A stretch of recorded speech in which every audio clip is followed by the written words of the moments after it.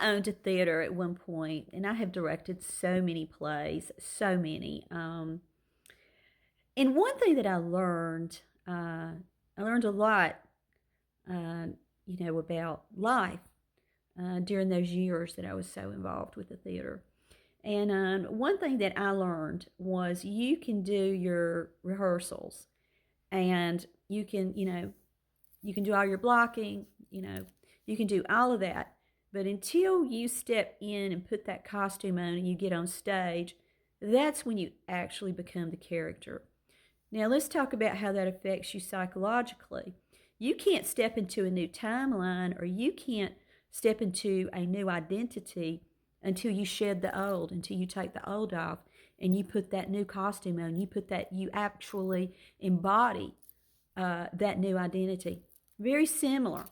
And another thing, too, is you are the author and writer and creator of your story. You can rewrite it.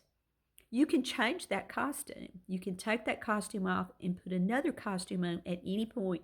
When I owned my studio, I had a magic closet. I called it the magic closet. The kids would do the productions. And you opened up the magic closet, and I had just beautiful costumes. I mean, my Scrooge costumes were just beautiful.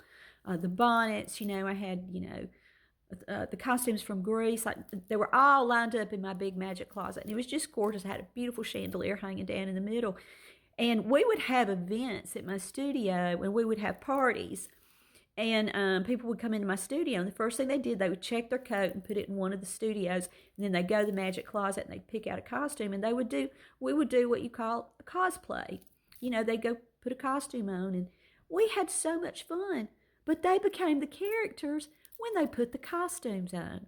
So just remember that when you are making changes in your life, psychologically, mentally, spiritually, you've got to shed that old and physically take the old off to put the new on.